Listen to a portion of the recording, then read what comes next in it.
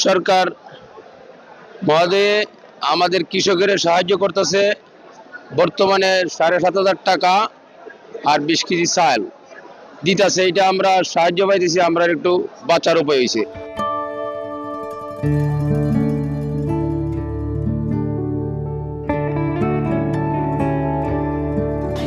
কত পাইলা ৭,০০০ টাকা? ৭,৫০০। আর এই কিতা পাইছেন? চাউল পাইছেন ২০ কেজি। খুশি নি? চাচা কত পাইলা? আপনার কিতাবের ক্ষতি হয়েছিল, কি পরিমাণ ক্ষতি হয়েছিল? ধান পানি চলে গেছে, ধান পাকছে না, ধান সঠিক মতো খাটতাছি না। এখন এই যে ৭,৫০০ টাকা পাইলা, এটা কিতাব মনে করেন চলবো না কিছুদিন? চলবো কিছুদিন, খাই তার বাচ্চা কাচ্চা লইয়া যাক, কিছুদিন লাগে তো সহায়তা ভালো। আল্লাহ উপকার করাইছে। আচ্ছা যাক।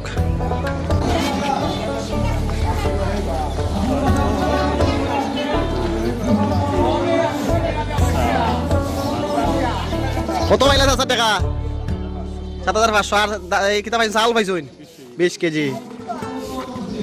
খুশি নি? না কিতা? হ্যাঁ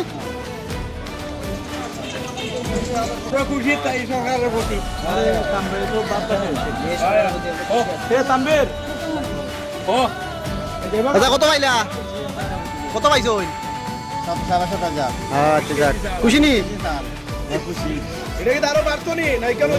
জমিন জামা সব পানির তলে যাওয়ার পূর্বে যে আমরা যে একটা কষ্টে আসলাম, যে একটা অনুতাপ আমরার ভিতরে আছিল, কি করবো কি না, কই যাইমু কই থাকবো, এভাবে আমরা জীবন কিভাবে চলবো। কিন্তু এখন এই সুযোগে এই সময়ে যে আমরা সরকার যে একটা সহযোগিতা করছে, যদি এই সহযোগিতা করেন, সব সময় আমরা পাশে থাকেন, তাহলে আমরার দিন হয়তো আমরা কাচ্চা বাচ্চা একটু সুন্দর মতো চলতে পারবো, একটু আরামে চলতে পারবো। কারো কাছে ঋণ করা লাগতো না, কারো জারি শোনা লাগতো না, সুন্দর মতো আমরা বাচ্চা কাচ্চা নিয়ে জীবন করতে পারবো।